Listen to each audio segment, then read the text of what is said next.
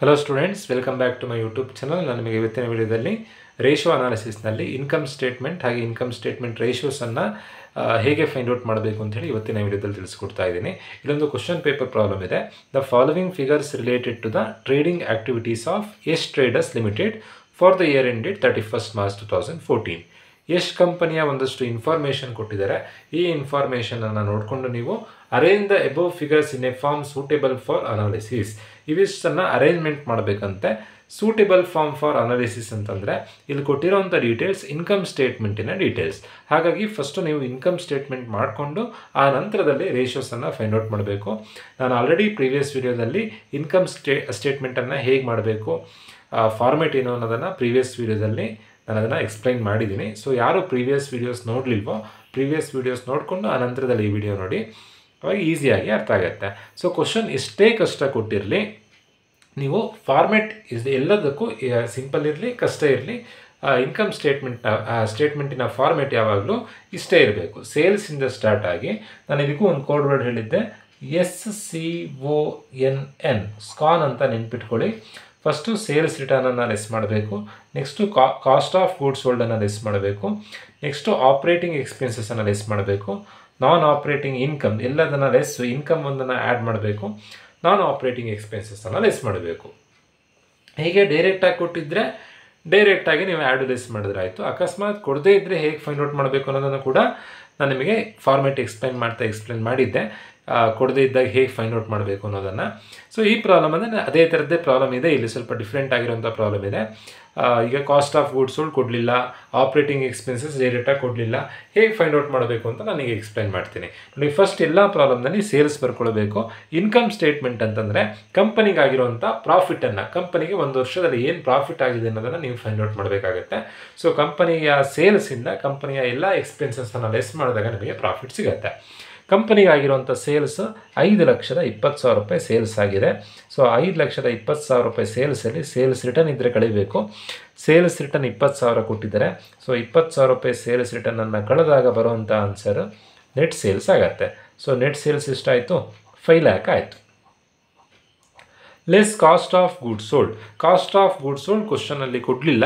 ಕ್ವಶನಲ್ಲಿ ಕೊಡದೇ ಇದ್ದಾಗ cost of goods sold find out ಮಾಡೋದು ಹೇಗೆ ಅಂತಂದರೆ, opening stock add purchase add direct expenses less closing stock, ಈ ಫಾರ್ಮುಲಾ ಅಪ್ಲೈ ಮಾಡಿಕೊಂಡ್ರೆ ನಿಮಗೆ ಕಾಸ್ಟ್ ಆಫ್ ಗೂಡ್ಸ್ ಸೋಲ್ಡ್ ಸಿಗುತ್ತೆ. ಬಟ್ ಅವರೇ ಕಾಸ್ಟ್ ಆಫ್ ಗೂಡ್ಸ್ ಸೋಲ್ಡ್ ಕೊಟ್ಟಾಗ ನೀವು ಫಾರ್ಮುಲಾ ಎಲ್ಲ ಅಪ್ಲೈ ಮಾಡೋದು ಬೇಡ, ಡೈರೆಕ್ಟಾಗಿ ಅಮೌಂಟ್ ಬರೆದ್ರೆ ಆಯಿತು. ಈಗ ಕಾಸ್ಟ್ ಆಫ್ ಗೂಡ್ಸ್ ಸೋಲ್ಡ್ ಕೊಡಲಿಲ್ಲ, ಫೈಂಡ್ ಔಟ್ ಮಾಡೋದು ಹೇಗೆ? ಫಸ್ಟು ಓಪನಿಂಗ್ ಸ್ಟಾಕ್ ಬರ್ಕೊಳ್ಬೇಕು. ಓಪನಿಂಗ್ ಸ್ಟಾಕ್ 76,250 ಇದೆ. ಆ್ಯಡ್ ಪರ್ಚೇಸ್ ಅಮೌಂಟನ್ನು ಬರ್ಕೊಳ್ಬೇಕಾದ್ರೆ ಪರ್ಚೇಸ್ ರಿಟರ್ನ್ ಇದ್ದರೆ ಲೆಸ್ ಮಾಡಿ ಆ ನಂತರದಲ್ಲಿ ಬರೋವಂಥ ಅಮೌಂಟನ್ನು ಇಲ್ಲಿ ಬರ್ಕೊಳ್ಬೇಕು. ಪರ್ಚೇಸ್ ಇದೆ 3,22,250. ಪರ್ಚೇಸ್ ರಿಟರ್ನ್ ಎಲ್ಲೂ ಇಲ್ಲ, ರಿಟರ್ನ್ ಕೊಟ್ಟಿದ್ದರೆ ಕಳೆದು ಬರ್ಕೊಳ್ಬೇಕಿತ್ತು 3,22,250 ಪ್ಲಸ್ ಡೈರೆಕ್ಟ್ ಎಕ್ಸ್ಪೆನ್ಸಸ್ ಅಂದರೆ ಫ್ರೈಟ್ ಇರ್ಬೋದು, ಕ್ಯಾರೇಜ್ ಇನ್ವರ್ಡ್ ಇರ್ಬೋದು, ವೇಜಸ್ ಇರ್ಬೋದು, then dock dues, import duty, ಅವೆಲ್ಲದಕ್ಕೆ ನಾವು ಡೈರೆಕ್ಟ್ ಎಕ್ಸ್ಪೆನ್ಸಸ್ ಅಂತ ಅಂತೀವಿ. ಪರ್ಚೇಸ್ ಮಾಡ್ತಾ ಏನಾದರೂ ಖರ್ಚಾಗ್ತಾ ಇದ್ದರೆ ಅದಕ್ಕೆ ಡೈರೆಕ್ಟ್ ಎಕ್ಸ್ಪೆನ್ಸಸ್ ಅಂತ ಅನ್ನೋದು. ಸೊ ಯಾವುದೇ ಥರ ಡೈರೆಕ್ಟ್ ಎಕ್ಸ್ಪೆನ್ಸಸ್ ಕೊಡಲಿಲ್ಲ. ಮೇಯ್ನಾಗಿ ನಿಮಗೆ ಎಕ್ಸಾಮ್ನಲ್ಲಿ ಕೇಳುವಂಥದ್ದು wages, carriage inward, then freight, ಅದು ಯಾವುದೂ ಕೂಡ ಕ್ವಶನಲ್ಲಿ ಕೊಡಲಿಲ್ಲ, ಡೈರೆಕ್ಟ್ ಎಕ್ಸ್ಪೆನ್ಸಸ್ ಇಲ್ಲ. ಲೆಸ್ ಕ್ಲೋಸಿಂಗ್ ಸ್ಟಾಕ್ ಕ್ವಶನಲ್ಲಿ ಕೊಟ್ಟಿದ್ದಾರೆ 98,500. ಸೊ ಇವಿಷ್ಟನ್ನು ಸಿಂಪ್ಲಿಫೈ ಮಾಡಿದಾಗ ನಿಮಗೆ ಕಾಸ್ಟ್ ಆಫ್ ಗೂಡ್ಸ್ ಸೋಲ್ಡ್ ಸಿಗುತ್ತೆ 76,250 ಪ್ಲಸ್ 3,22,250 ಮೈನಸ್ 98,500. ಅಲ್ಲಿಗೆ ಕಾಸ್ಟ್ ಆಫ್ ಗೂಡ್ಸ್ ಸೋಲ್ಡ್ ಏನಾಗುತ್ತೆ ಅಂತಂದರೆ 3 lakh ಆಗುತ್ತೆ. Cost of goods sold 3 lakh.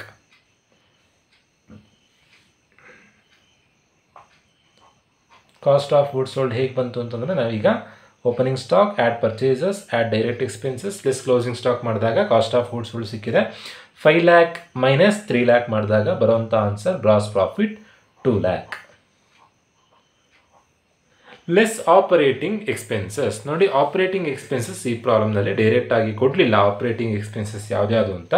Operating expenses ಕೊಡದೇ ಇದ್ದಾಗ ಆಪರೇಟಿಂಗ್ ಎಕ್ಸ್ಪೆನ್ಸಸನ್ನು ಫೈಂಡ್ ಔಟ್ ಮಾಡೋದು ಹೇಗೆ ಅಂತಂದರೆ, ಯಾವಾಗಲೂ ಆಪರೇಟಿಂಗ್ ಎಕ್ಸ್ಪೆನ್ಸಸ್ ಬರುವಂಥದ್ದು 3 ಎಂಟ್ರಿ ಮಾತ್ರ. ಯಾವುದು ಅಂತಂದರೆ ಆಫೀಸ್ ಆ್ಯಂಡ್ ಅಡ್ಮಿನಿಸ್ಟ್ರೇಷನ್ ಎಕ್ಸ್ಪೆನ್ಸಸ್, ಎರಡನೇದು ಸೆಲ್ಲಿಂಗ್ ಆ್ಯಂಡ್ ಡಿಸ್ಟ್ರಿಬ್ಯೂಷನ್ ಎಕ್ಸ್ಪೆನ್ಸಸ್. ಮೂರನೇದು ಜನರಲ್ ಎಕ್ಸ್ಪೆನ್ಸಸ್. ಈ ಮೂರನ್ನು ಮಾತ್ರ ನೀವು ಆಪರೇಟಿಂಗ್ ಎಕ್ಸ್ಪೆನ್ಸಸ್ಸಿಗೆ ಬರೀಬೇಕು. Office and administration, selling and distribution, general expenses. ನೋಡಿ, ಈ ಪ್ರಾಬ್ಲಮ್ನಲ್ಲಿ office and administration, administration expenses ಅಂತ ಹೇಳಿ ಸುಮಾರು ಅಮೌಂಟ್ ಕೊಟ್ಟಿದ್ದಾರೆ. ಆ ಎಲ್ಲ ಅಮೌಂಟನ್ನು ಆ್ಯಡ್ ಮಾಡಿ ಆಫೀಸ್ ಆ್ಯಂಡ್ ಅಡ್ಮಿನಿಸ್ಟ್ರೇಷನ್ಗೆ ಬರ್ಕೊಳ್ಬೇಕು. ಸೆಲ್ಲಿಂಗ್ ಆ್ಯಂಡ್ ಡಿಸ್ಟ್ರಿಬ್ಯೂಷನ್ ಎಕ್ಸ್ಪೆನ್ಸಸ್ ಅಂತಲೂ ಅಮೌಂಟ್ ಇದೆ, ಆ ಅಮೌಂಟನ್ನು ಆ್ಯಡ್ ಮಾಡಿ ಸೆಲ್ಲಿಂಗ್ ಆ್ಯಂಡ್ ಡಿಸ್ಟ್ರಿಬ್ಯೂಷನ್ಗೆ ಬರ್ಕೊಳ್ಬೇಕು. ಯಾವುದೇ ಥರ ಜನರಲ್ ಎಕ್ಸ್ಪೆನ್ಸಸ್ ಕೊಡಲಿಲ್ಲ, ಜನರಲ್ ಎಕ್ಸ್ಪೆನ್ಸಸ್ ನಿಲ್ಲಾಗುತ್ತೆ. ಈಗ ಆಫೀಸ್ ಆ್ಯಂಡ್ ಅಡ್ಮಿನಿಸ್ಟ್ರೇಷನ್ ನೋಡೋಣ. ಅಡ್ಮಿನಿಸ್ಟ್ರೇಷನಲ್ಲಿ ಯಾವ್ದು ಕೊಟ್ಟಿದ್ದಾರೆ? ಸ್ಯಾಲ್ರಿ 27,000 ಕೊಟ್ಟಿದ್ದಾರೆ, ಪ್ಲಸ್ ರೆಂಟ್ 2,700 ಕೊಟ್ಟಿದ್ದಾರೆ, ಪ್ಲಸ್ ಸ್ಟೇಷನರಿ 2,500 ಕೊಟ್ಟಿದ್ದಾರೆ, ಪ್ಲಸ್ ಡಿಪ್ರಿಸಿಯೇಷನ್ 9,300 ಇದೆ, ಪ್ಲಸ್ ಅದರ್ ಚಾರ್ಜಸ್ 16,500 ಇದೆ, ಪ್ಲಸ್ ಪ್ರಾವಿಷನ್ ಫಾರ್ ಟ್ಯಾಕ್ಸೇಷನ್ 40,000 ಇದೆ. ಸೊ ಟೋಟಲ್ ಆಗಿ ಕೊಟ್ಟಿರುವಂಥ ಅಡ್ಮಿನಿಸ್ಟ್ರೇಷನ್ ಎಕ್ಸ್ಪೆನ್ಸಸ್ 98,000. 98,000 ಬರುತ್ತೆ ಆಫೀಸ್ ಆ್ಯಂಡ್ ಅಡ್ಮಿನಿಸ್ಟ್ರೇಷನ್ ಆ್ಯಡ್ ಮಾಡಿದಾಗ. ಅದೇ ಥರನೇ ಸೆಲ್ಲಿಂಗ್ ಆ್ಯಂಡ್ ಡಿಸ್ಟ್ರಿಬ್ಯೂಷನ್ ಎಕ್ಸ್ಪೆನ್ಸಸ್ಸನ್ನು ಆ್ಯಡ್ ಮಾಡ್ಕೊಳ್ಬೇಕು. ಸ್ಯಾಲರಿ, ಅಡ್ವರ್ಟೈಸಿಂಗ್, ಟ್ರಾವೆಲಿಂಗ್ ಎಕ್ಸ್ಪೆನ್ಸಸ್ ಮೂರನ್ನು ಆ್ಯಡ್ ಮಾಡಿದಾಗ ಬರುವಂಥ ಆನ್ಸರ್ 22,000. ಸೊ ಇವಿಷ್ಟನ್ನು ಆ್ಯಡ್ ಮಾಡಿದಾಗ ಬರುವಂಥ ಆನ್ಸರೇ ಆಪ್ರೇಟಿಂಗ್ ಎಕ್ಸ್ಪೆನ್ಸಸ್ ಆಗುತ್ತೆ. 22 ಹೇಗೆ ಬಂತು? Salary 15,300, advertising 4,700, travelling expenses 2,000. So total ಮಾಡಿದಾಗ ಬರೋಂಥ ಆನ್ಸರ್ 22,000.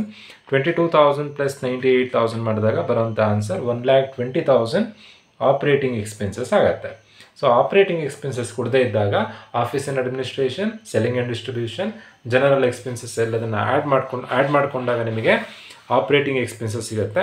ಈಗ ಆಪ್ರೇಟಿಂಗ್ ಎಕ್ಸ್ಪೆನ್ಸಸ್ ಆನ್ಸರ್ 1,20,000 ಬಂದಿದೆ. ಆ ಬಂದಿರೋಂಥ ಆನ್ಸರನ್ನು ನೀವೀಗ ಇಲ್ಲಿಗೆ ಬರ್ಕೊಳ್ಬೇಕು. ಆಪ್ರೇಟಿಂಗ್ ಎಕ್ಸ್ಪೆನ್ಸಸ್ 1,20,000 ಲೆಸ್ ಮಾಡ್ಕೊಂಡಾಗ ಬರುವಂಥ ಆನ್ಸರೇ gross operating profit. Operating profit 2,00,000ದಲ್ಲಿ 1,20 ಕಳೆದಾಗ 80,000 ಬರುತ್ತೆ. Add non operating incomes. Non operating ಇನ್ಕಮ್ಗಳನ್ನು ಕೊಟ್ಟಿದ್ದರೆ ಆ್ಯಡ್ ಮಾಡಬೇಕು. ಈಗ ಡೈರೆಕ್ಟಾಗಿ ಕೊಟ್ಟಿದ್ದಾರೆ, ಇಲ್ಲಾಂದರೆ ಕೊಟ್ಟಿರೋಂಥ ಇನ್ಕಮ್ಗಳನ್ನು ನಾನ್ ಆಪ್ರೇಟಿಂಗ್ ಇನ್ಕಮ್ ಅಂತ ಕನ್ಸಿಡರ್ ಮಾಡಿ ಆ್ಯಡ್ ಮಾಡಬೇಕು. ಈಗ ನಾನ್ ಆಪ್ರೇಟಿಂಗ್ ಇನ್ಕಮಲ್ಲಿ 2 ಎಂಟ್ರಿ ಇದೆ, ಒಂದು 9,000, ಒಂದು 3,000. 9 + 3 ನಾನ್ ಆಪ್ರೇಟಿಂಗ್ ಇನ್ಕಮ್ 12,000 ಆಗುತ್ತೆ. ಹೇಗೆ ಬಂತು 12,000? 9,000 dividend on shares, 3,000 profit on sale of shares, less non operating expenses. Non operating ಎಕ್ಸ್ಪೆನ್ಸಸ್ಸಿಗೆ ಒಂದು ಎಂಟ್ರಿ ಕೊಟ್ಟಿದ್ದಾರೆ, 4,000 ಅಮೌಂಟ್ ಕೊಟ್ಟಿದ್ದಾರೆ. ಡೈರೆಕ್ಟಾಗಿ ಕೊಟ್ಟಿದ್ದಾರೆ ನಾನ್ ಆಪ್ರೇಟಿಂಗ್ ಎಕ್ಸ್ಪೆನ್ಸಸ್ ಅಂತ. ಸೊ ಇವಿಷ್ಟನ್ನು ಸಿಂಪ್ಲಿಫೈ ಮಾಡಿದಾಗ ಬರುವಂಥ ಆನ್ಸರ್ EBT 80,000 ಆಪ್ರೇಟಿಂಗ್ ಪ್ರಾಫಿಟ್ ಇದೆ, ಪ್ಲಸ್ ನಾನ್ ಆಪ್ರೇಟಿಂಗ್ ಇನ್ಕಮ್ 12,000 ಇದೆ, ಮೈನಸ್ ನಾನ್ ಆಪ್ರೇಟಿಂಗ್ ಎಕ್ಸ್ಪೆನ್ಸಸ್ 4,000 ಇದೆ. ಸಿಂಪ್ಲಿಫೈ ಮಾಡಿದಾಗ ಬರುವಂಥ answer EBT 88,000. EBT stands for earning before tax. ಕ್ವಶನಲ್ಲೆಲ್ಲೂ ಟ್ಯಾಕ್ಸ್ ಬಗ್ಗೆ ಇನ್ಫಾರ್ಮೇಷನ್ ಕೊಡಲಿಲ್ಲ. Tax nil, earning after tax ಅಥವಾ ನೆಟ್ ಪ್ರಾಫಿಟ್ ಎಷ್ಟಾಗುತ್ತೆ ಅಂತಂದರೆ 88,000 ಆಗುತ್ತೆ. ಸೊ ಅಲ್ಲಿಗೆ ರೀಅರೇಂಜ್ಮೆಂಟ್ ಮಾಡಿ ಆಯಿತು. ಇನ್ನು ನೀವೇನು ಮಾಡಬೇಕು ಅಂತಂದರೆ ಇನ್ನು ರೇಷಿಯೋಸನ್ನು ಅಪ್ಲೈ ಮಾಡ್ಕೊಳ್ಬೇಕು. ಇನ್ನು ಈಸಿ. ಫಸ್ಟ್ ನೋಡಿ, ಇವತ್ತು 4 ರೇಷಿಯೋ ಕೊಟ್ಟಿದ್ದಾರೆ. Gross profit ratio, gross profit ratio. ನಾನೆಲ್ಲ ರೇಷಿಯೋಸನ್ನು ಒಂದ್ಸರಿ ಬರ್ಕೊಂಡು ಫಾರ್ಮುಲಾ ಬರ್ಕೊಳ್ತೀನಿ, ಆಮೇಲೆ ಹೇಗೆ ಸಿಂಪ್ಲಿಫೈ ಮಾಡಬೇಕು ಅನ್ನೋದನ್ನು ತಿಳಿಸ್ಕೊಡ್ತೀನಿ. ನಾನಿಲ್ಲಿ ಫಾರ್ಮುಲಾಸ್ ಎಲ್ಲ ಬರ್ಕೊಂಡಿದ್ದೀನಿ. ಗ್ರಾಸ್ ಪ್ರಾಫಿಟ್ ರೇಷಿಯೋಗೆ formula gross profit divided by net sales into 100. ನೀವು ಮಾಡಿರೋಂಥ ಸೊಲ್ಯೂಷನ್ ನೋಡಿ. ಗ್ರಾಸ್ ಪ್ರಾಫಿಟ್ ಎಷ್ಟಿದೆ? 2 lakh ಇದೆ. Gross profit 2 lakh divided by net sales. Net sales ಎಷ್ಟಿದೆ? 5 lakh ಇದೆ, ಇಂಟು 100. ಸೊ ಅಲ್ಲಿಗೆ 2 lakh divided by 5 lakh into 100 ಮಾಡಿದಾಗ ಆನ್ಸರ್ 40 ಬರುತ್ತೆ. ಬರೋ ಆನ್ಸರನ್ನು ಪರ್ಸಂಟೇಜಲ್ಲಿ ಬರೀಬೇಕು, 40%. ನೆಕ್ಸ್ಟ್ ಆಪ್ರೇಟಿಂಗ್ ರೇಷಿಯೋ ಅಂತ ಕೊಟ್ಟಿದ್ದಾರೆ. ಆಪ್ರೇಟಿಂಗ್ ಪ್ರಾಫಿಟ್ ರೇಷಿಯೋ ಅಂತ ಕೊಟ್ಟರೆ operating profit divided by net sales into 100. But ಈಗ ಕೊಟ್ಟಿರೋವಂಥದ್ದು ಆಪ್ರೇಟಿಂಗ್ ಪ್ರಾಫಿಟ್ ರೇಷಿಯೋ ಅಲ್ಲ.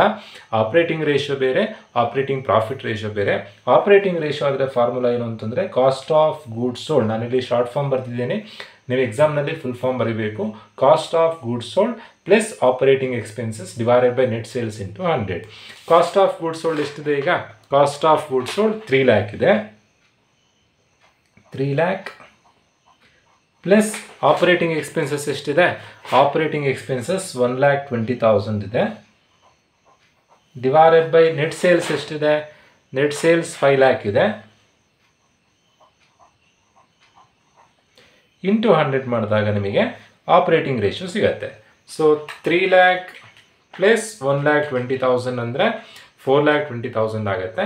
Divided by net sales 5 lakh into 100 ಮಾಡಿದಾಗ ಬರುವಂಥ ಆನ್ಸರ್ 84% ಬರುತ್ತೆ. ಸೊ ಅಲ್ಲಿಗೆ ಆಪರೇಟಿಂಗ್ ರೇಷಿಯೋ ಆಯಿತು. ಸೊ ನೆಕ್ಸ್ಟ್ ಕೊಟ್ಟಿರೋಂಥ ratio stock turnover ratio. Stock turnover ratio ಮಾಡೋದು ಹೇಗೆ ಅಂತಂದರೆ cost of goods sold divided by average stock. Cost of goods sold already find out ಮಾಡ್ಕೊಂಡಿದ್ದೀವಿ. Cost of goods sold value ಎಷ್ಟು? Cost of goods sold 3 lakh